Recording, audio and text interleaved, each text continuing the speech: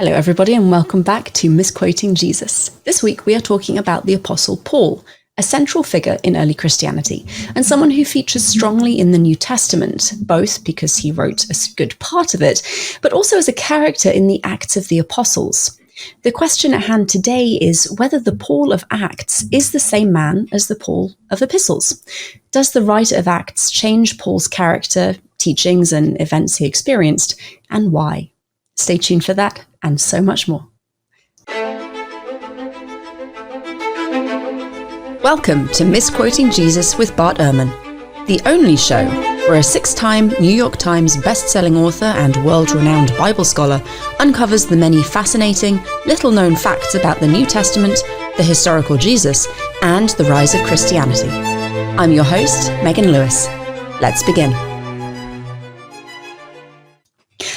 Bart, good morning. How are you doing today? Yeah, doing well. I'm keeping up with my my New Year's resolution of staying busy without being overwhelmed. It's a tricky balance. Resolution. It is. I feel like I tread the tightrope of overwhelm and just busy enough, and usually fall off into the overwhelm side of life. But that's me. Now we're talking. I hear you. Yeah. Go. We're talking about Paul today, as I said in my introduction.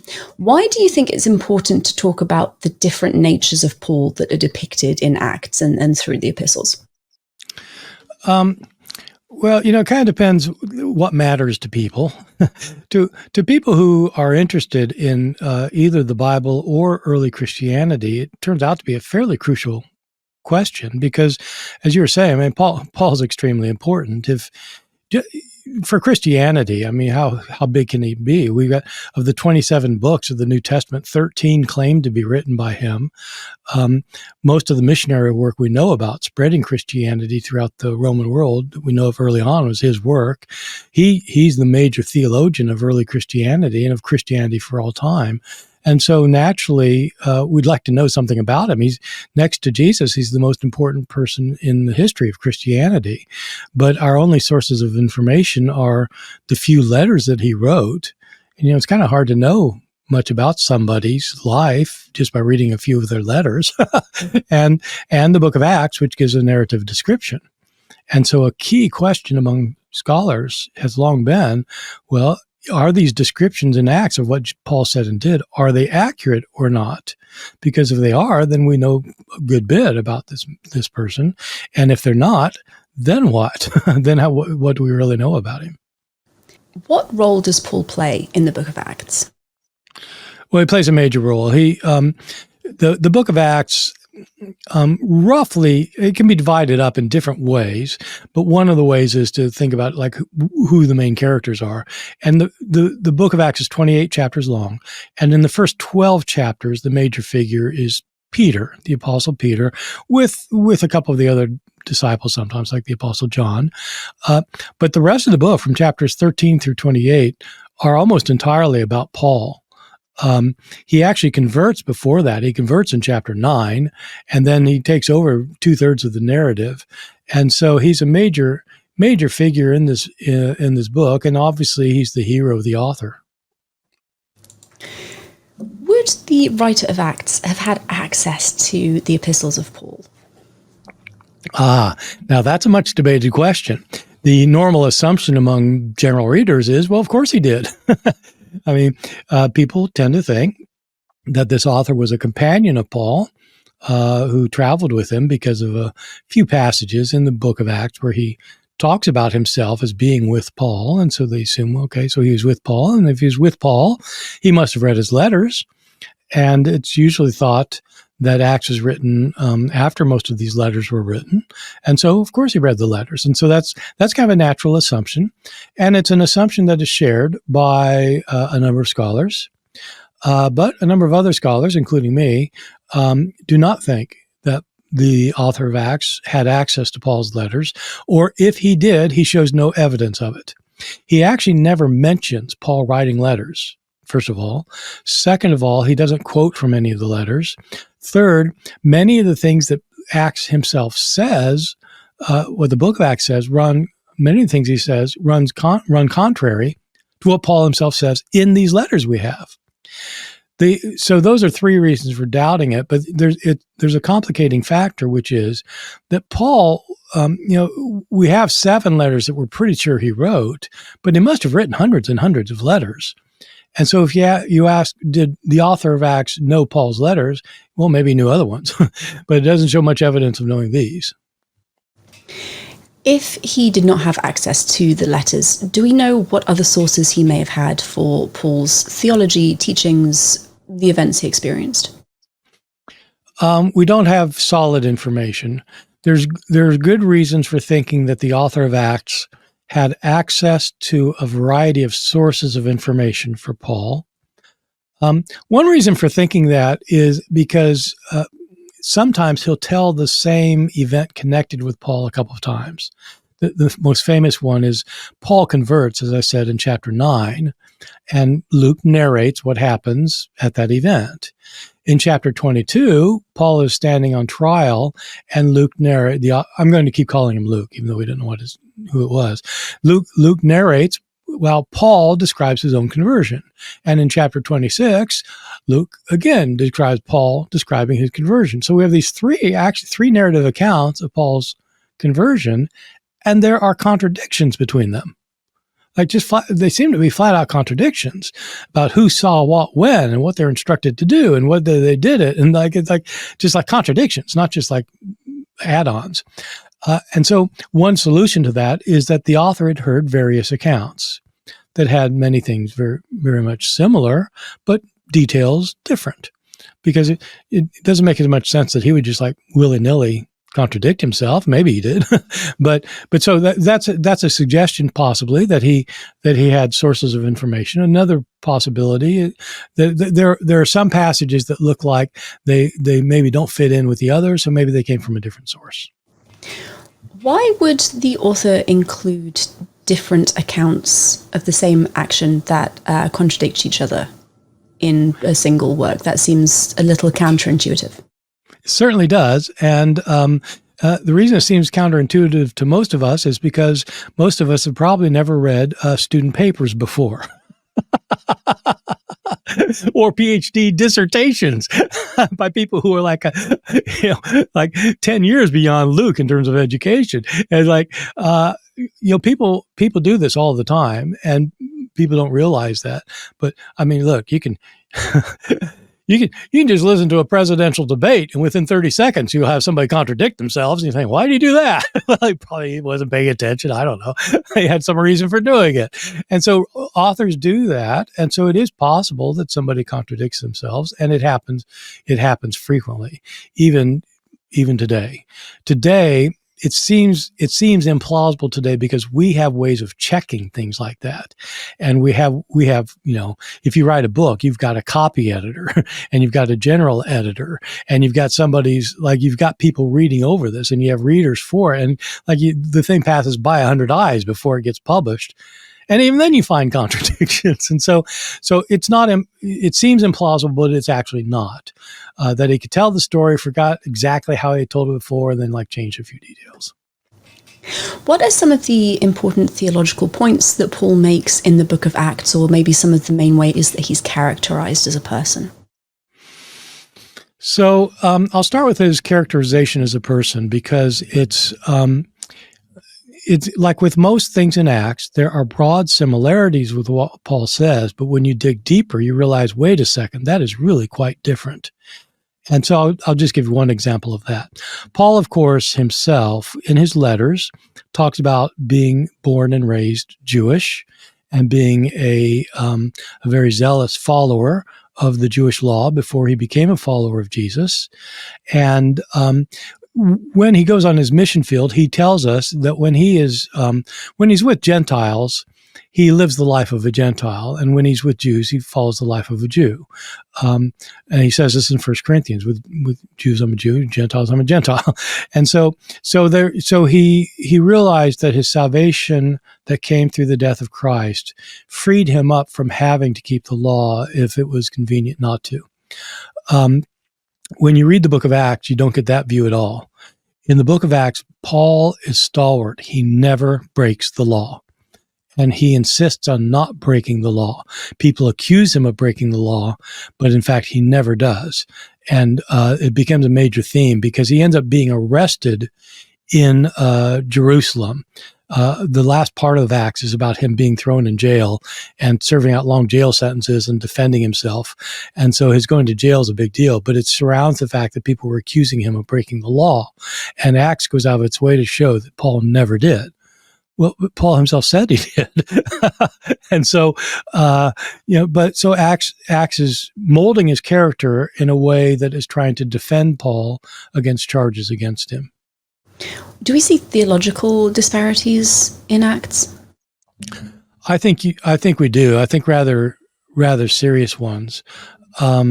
Just as one example that most people will never have noticed, at least in my experience, I know very few people who've just kind of read the Bible and realized this.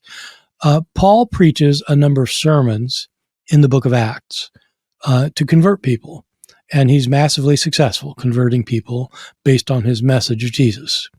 Paul himself, in his letters, describes what his gospel message is when he preaches to people about Jesus.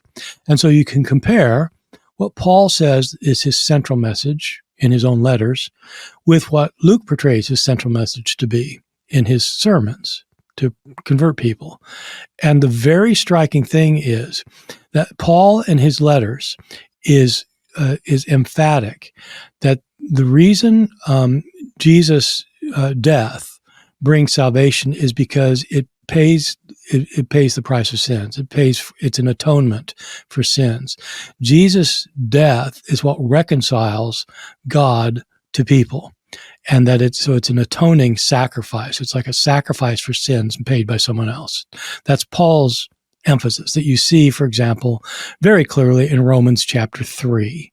For example, the last part of Romans chapter 3. So that's Paul's emphasis. When you get to the book of Acts, Paul preaches a good bit about Jesus and his death, and he never talks about it as an atonement for sins. In Paul's view in Acts, Paul has the same view in Acts that the other apostles have in Acts when they preach, when Peter preaches, for example, which is that when Jesus died, it made people realize that they had just killed the Son of God. And Jesus' death made them realize that an innocent man died.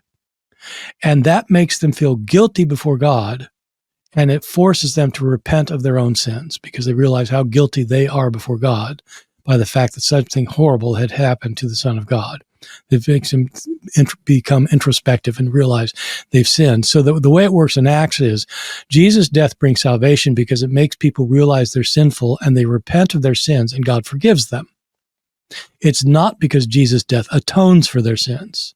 He doesn't pay the price for other people. It's that God forgives people who repent. And that's also the doctrine of Jesus himself in the book of Luke, unlike Mark and Matthew and John, where Mark, Matthew, and John all emphasize that Jesus' death is an atonement for sins. Luke doesn't have that, the gospel. He has that God forgives sins when people repent, and he has that message in Acts. And even Paul preaches that message, even though we know that wasn't his message. He himself never talks about repentance leading to forgiveness in his letters. He talks about atonement for sins. I suspect it's impossible to know for certain, but do scholars have an idea or a theory as to why the writer of Acts would be changing Paul's theology so drastically? Or maybe a better question, did he understand that he was changing Paul's theology? Or was Paul a convenient character? He didn't know Paul's own theology, but this was a good way, a good vehicle to get his own point across. Yeah, I wish we had the answer to that, but we obviously don't, because we don't know what was going on in Luke's mind, the author's mind. I will say that still today, most people who talk about Paul misrepresent him. People say things about Paul that just aren't true about Paul when you read Paul. And so I frequently have people say that, Paul thought that the law of the Jews was awful, and that Jesus came to save people from this awful law. And Paul says the law is righteous, and the commandment is holy, righteous, and good. Paul affirms the law, but people misrepresent him as saying something he doesn't say today, widely. I think that people doing that aren't consciously doing it. They don't realize that's actually not what Paul says. They've just never noticed what Paul really said, even though they've read it 100 times. And I don't know whether the author of Acts knew that he was misrepresenting Paul. So there's no way to know. My view, my sense of it is, my guess is that this is somebody who was raised in a church that had allegiance to Paul, and Paul was seen as the hero. But just as people changed how they understood Jesus, they understood how they understood Paul. And Paul said things they didn't say. And so he just probably raised thinking this is what Paul taught. And as I said, he probably didn't have access to his letters, or if he did, he doesn't show any evidence of it. And so he's portraying Paul the way he's heard about him. And it may not be that somebody intentionally changed it in order to lie or to deceive. It may be just that's how they heard it. And even though it was wrong. Excellent. Thank you.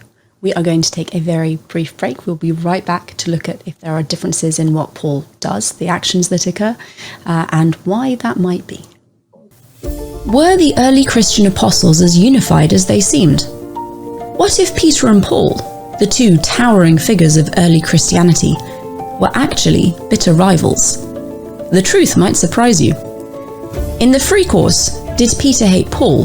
Join New Testament scholar Dr. Bart Ehrman as he unpacks one of the most intriguing debates in Christian history. While the book of Acts paints a picture of harmony between all the apostles, other early Christian writings suggest there was deep-seated conflict. Did Peter truly resent Paul for his radical teachings? Why do Paul's letters hint at a heated dispute that remains unresolved? In this course, you'll explore these questions and more, diving into lesser-known texts and uncovering the evidence behind this historical mystery. Ready to discover the hidden tensions that shaped early Christianity? Visit barterman.com/Peter and Paul to sign up now for free access. And as a bonus, you'll receive lifetime access to the course, including lectures, Q&A sessions, and more, a $30 value.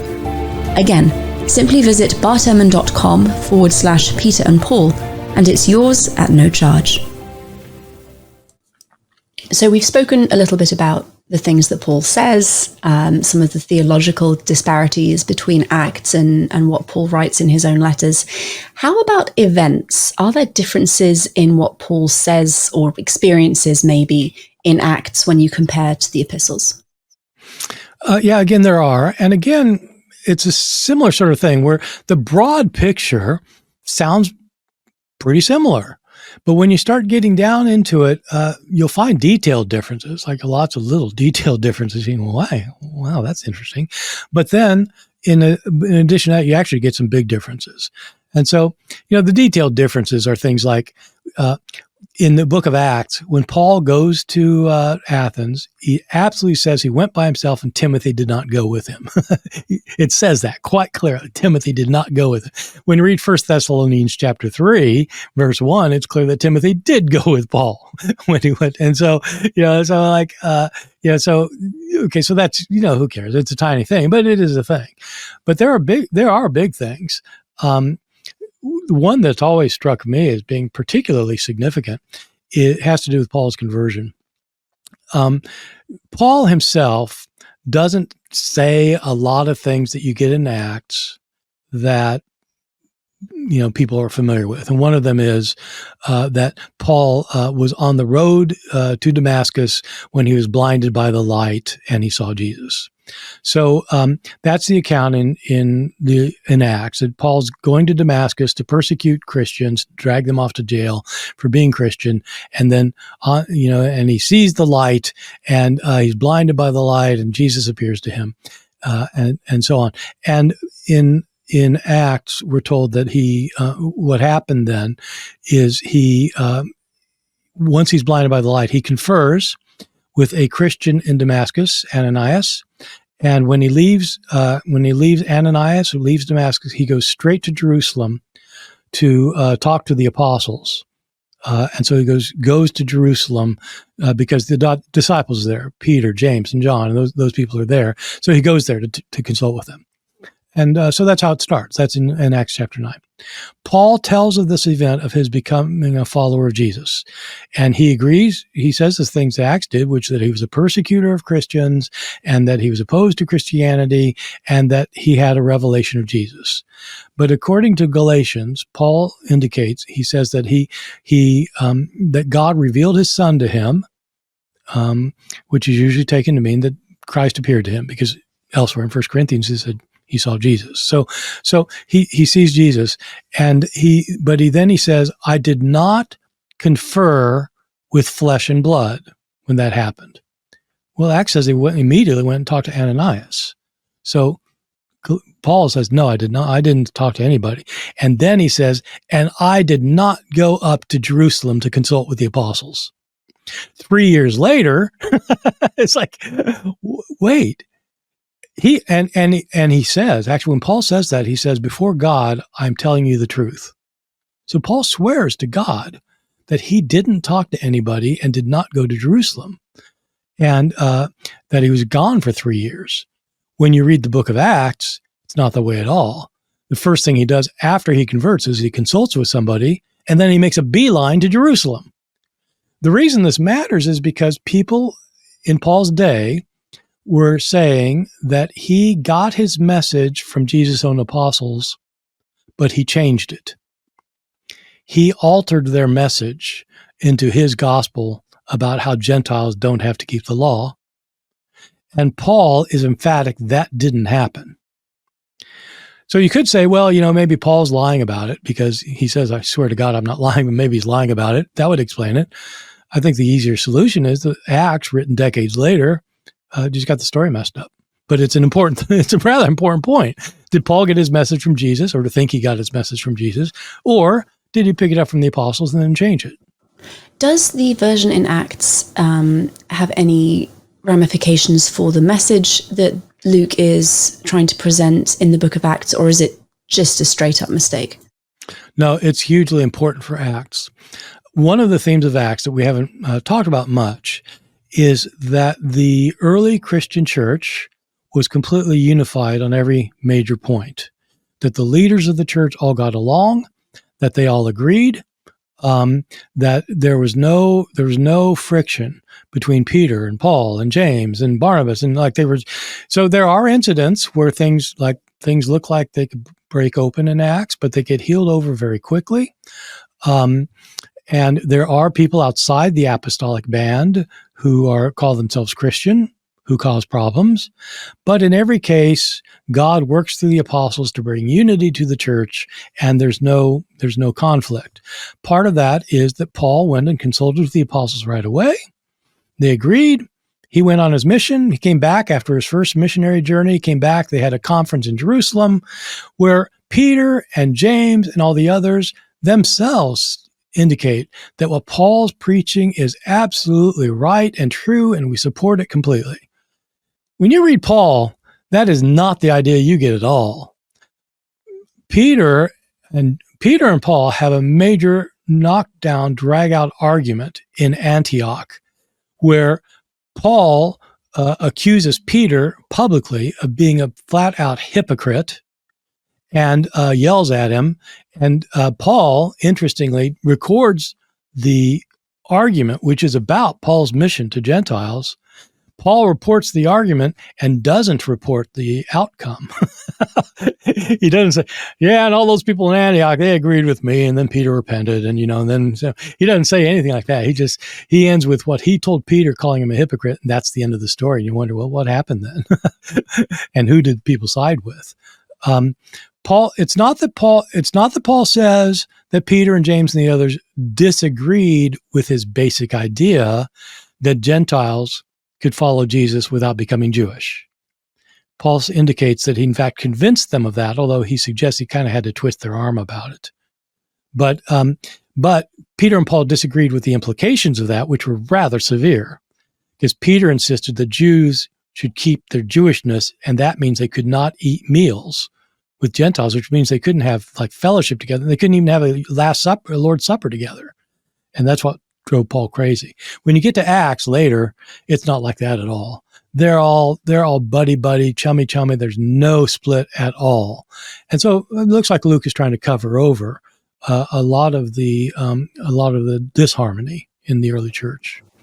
Does it seem as though Luke also changes aspects of Paul's theology to be more in line with maybe what others were teaching to kind of smooth over these rifts in the book of Acts, or does he just not mention things that are points of contention? Well, there are a couple things here. One is that Paul and the apostles do preach the same message, so much so that if you read Peter's sermon in Acts chapter 2 very carefully, and then read Paul's sermon very carefully in Acts chapter 13. Peter's sermon is on the day of Pentecost to Jews in Jerusalem. Paul's sermon is in chapter 13 on his first missionary journey preaching to Gentiles. If you actually compare those sermons, they are lined up, line to line. They're preaching exactly the same thing. And so you have that. The other side of this, though, is that not only has he changed Paul's message to coincide, it's coinciding with Luke's own message. The reason Peter's message sounds just like Paul's message is because both of them are being recorded by Luke, and the message is Luke's message. And so, but the other thing that Luke does is that he shifts Peter and James's preaching to coincide with Paul's in places, rather than the other way around. It's not that he's changing Paul's preaching, but that, so in the book of Acts, this is really quite remarkable. Paul himself is the one who says that Christ revealed to him his gospel, that Jew and Gentile were equal in Christ, and that Gentile followers don't have to keep the Jewish law. This is revelation given to Paul. In the book of Acts, Peter learns this first. Peter is instructed by God to go convert a Gentile centurion named Cornelius in chapter 10, and God gives Peter a vision which he shows him that it's not important to keep the kosher food laws anymore. And Peter begins preaching this before Paul does. And so Peter is the one who first realizes this gospel message. And so what Luke is doing is he's not just showing that they're harmonious. He's not showing that Peter ends up agreeing with Paul. He's saying Peter got it first, so that the harmony is absolutely solid. That's interesting. Would that have served to then bolster Paul's message outside of the book of Acts among other communities? I think part of the issue that the author of Acts is trying to do is to show that there's harmony among the apostles, even Peter and Paul and James, so that there should be harmony among the communities, and that this is what being Christian is. The Spirit of God provides this harmony. And so if there is disharmony, then the problems need to be worked out, because this is a harmonious community. And I think what it's trying to do is to take the points of view that you might get, say, among the Jerusalem apostles about how important it is for Jewish followers of Jesus to continue to being Jewish, trying to harmonize that with Paul's view that Gentiles don't have to keep the Jewish law, and deal with the problem then. What do you do in communities that have both Jews and Gentiles? How do you survive together as a unit? And the author of Acts is trying to emphasize, basically, he's telling the Jews that they, you need to be letting these Gentiles be Gentiles, and you yourself, it's not that important for you. You don't want to divide the church about this. So a lot of this is about church harmony, even though the author knows that there are conflicts going on over these very issues. I have one final question to wrap it up. We've seen through this conversation that the author of Acts has changed a substantial amount of what Paul said, or if not knowingly changed it, put his own words into Paul's mouth. Does it seem as though the Paul of Acts is an entirely literary creation, or do you think it's still very much rooted in an historical figure? Yeah, well, that's a tough question. That's a good one. When somebody today writes historical fiction, and so you sort of spin off a tale from a historical figure. A lot of times when people do that, a lot of times people tend to be more historical in their orientation and try and keep the kind of fictional parts of it to a minimum. And other times they use the kind of the history as kind of a basis from which to spin off completely fictional tales. And so you could write historical fiction in different ways. So basically, that's what we're asking about the Book of Acts. Where does he line up on that spectrum? And I think that he actually meant to be recording what he understood Paul said and did. I don't know for sure. We can't tell what was going on inside of his head. I don't know if he was conscious of how much he was changing the story, but he certainly was changing the story in places. The basic foundational story is historical. There was a Paul. He was a persecutor of Christians. He ended up having a revelation of Christ where he claimed to see Jesus, and it led him to missionary work. And his big emphasis was that Gentiles don't have to keep the Jewish law to be followers of Jesus. And so that and many other things are historical. Many of the places he went, historical, people he saw, historical. There's a lot of historical stuff. But there are a lot of differences in details that show that he's not a historically accurate reporter in the way we think of historical accurate reporting. In other words, when people say, look, you can't blame him for that. He lived in the ancient world. And I'm not blaming him for that. I'm asking, can we trust the details as something that happened or not? And I say in probably most cases, certainly many cases, the answer is no. Moreover, there are some very big things where he gets it wrong if by right you mean the things that really happened. What did Paul really preach? Did he preach atonement or not? Yes, he did. Does Luke say he did? No, he does not. Did Paul go straight to Jerusalem to find out the gospel from the apostles? Well, Luke says yes. Paul says no. I think Paul's probably right on that one. And so there are big issues, so that it's a strange thing like historical fiction is, where it's both history and it's fiction. And the task of the historian is to figure out which is which. The task of the literary scholar is to ignore what happened in history and appreciate the story for what it's trying to teach. Those are two different tasks, and I think both of them are extremely important, but it's also important to keep them distinct. Excellent. Thank you very, very much. We are going to take a very brief break. We'll be right back with some upcoming announcements, and then Bart has a book recommendation for everyone, and we love Bart's book recommendations, so stay tuned for that. Welcome to our upcoming highlights and events segment, where we catch up on Bart's courses, community updates, and all the latest news from the Biblical Studies Academy and beyond. So we mentioned a couple of weeks ago, Bart, that you have a course coming up specifically on the Book of Acts, which is what inspired this episode. You're going to be doing a live recording on November 9th and 10th of 8 classes. So that's going to be like 2 days of amazing information. What are you particularly excited about sharing with the audience?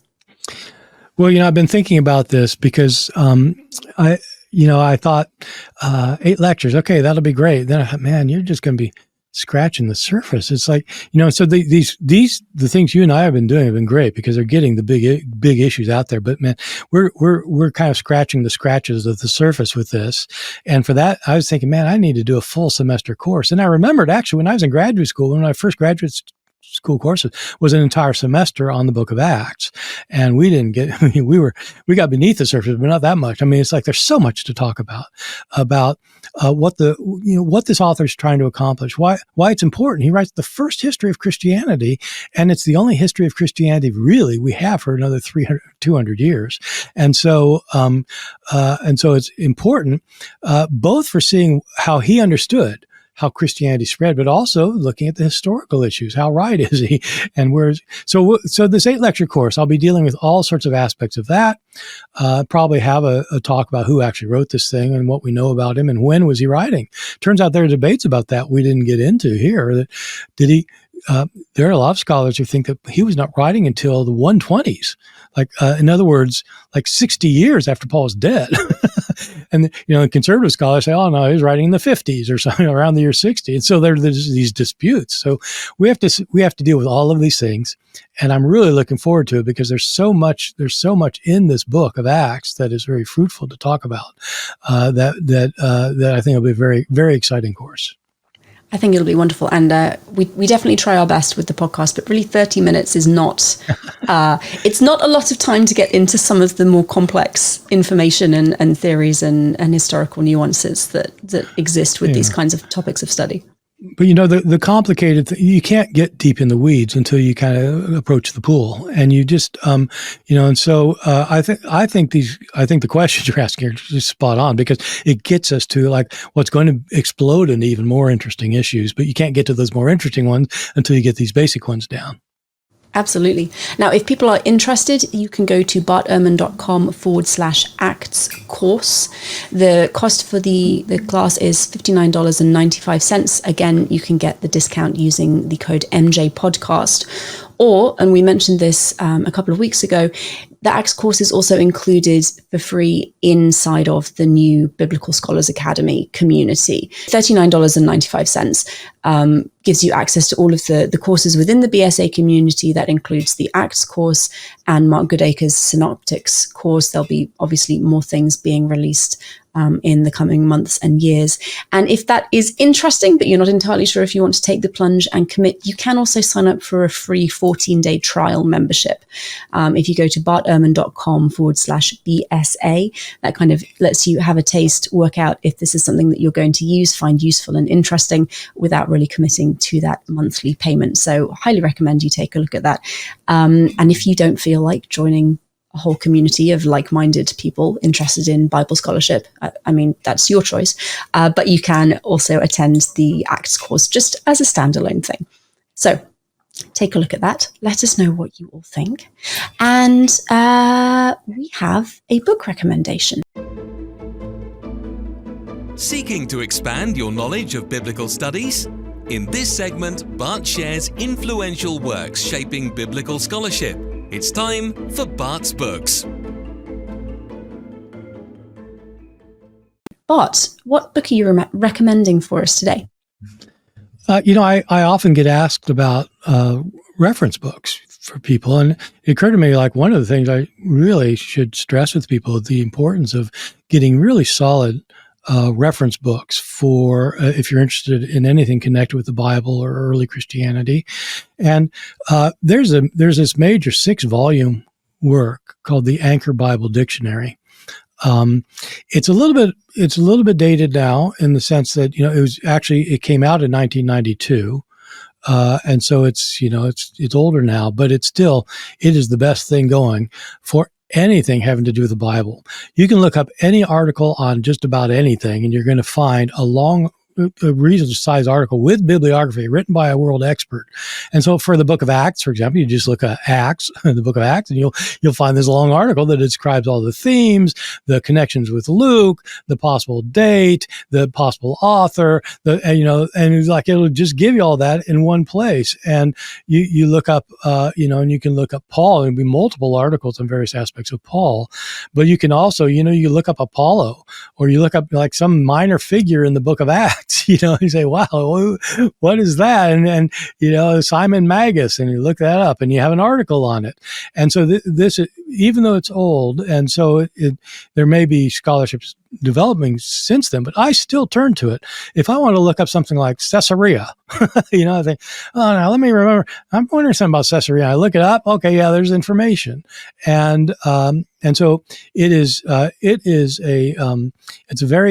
an extremely valuable tool that every biblical scholar has sitting on their shelves, but it's also a material that I recommend to lay folk, and those who get it find it very helpful. It's 6 volumes, and they're big volumes, but you can probably find used copies to buy. I would assume, and if you've got the cash, it's really worth the expenditure because it is a place I go to all the time still, and I often refer people to it. So it's called the Anchor Bible Dictionary, 6th one. Yeah.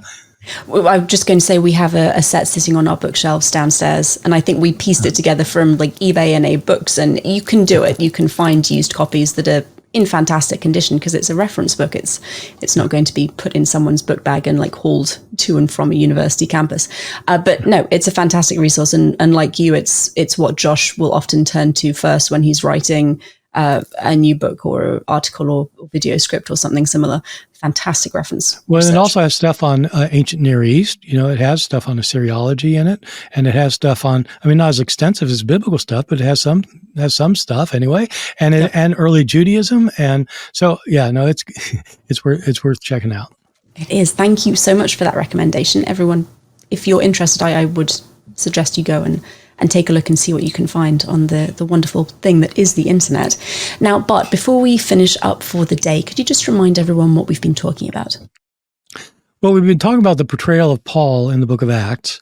Acts is our only narrative that discusses Paul's life and teachings from the early church that is, within the New Testament, and the only one that's semi-historical. And we were talking about its historicity. How historical is it? When you compare Acts with what Paul says, what are some of the discrepancies in what he says and what he does and what he believes? And so it's an important issue because Paul is a critical figure for the history of all of Christianity. The more we can know about him, the better. People sort of unreflectively assume that what Acts says about Paul is historically correct, but there are problems with that. And so we're just dealing honestly with some of the critical problems that Acts poses for understanding the life and teachings of Paul. Bart, thank you so much. Audience, as always, thank you for listening. I hope you enjoyed the show. If you did, please subscribe to the podcast to make sure you don't miss future episodes. Remember, you can use the code MJPodcast for a discount on all of Bart's courses over at www.bartehrman.com. Misquoting Jesus will be back next week. Bart, what are we talking about next time? Well, next time we are continuing with Paul with the question, what did he actually write? We've got 13 books that claim to be written by him in the New Testament. Another book, the book of Hebrews, was included because church fathers thought he wrote it. And we have letters from outside the New Testament that claim to be written by Paul. Well, why not? If we've got 1st and 2nd Corinthians in the New Testament, why do we think Paul did or did not write 3rd Corinthians outside the New Testament? So we'll be talking about all those kinds of issues and how we go about deciding what did Paul really write. It's going to be fun. Join us next time. Thank you all and goodbye.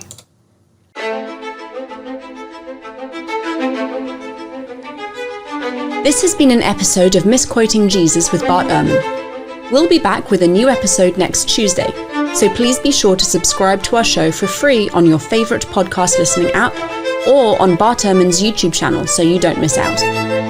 From Bart Ehrman and myself, Megan Lewis, thank you for joining us.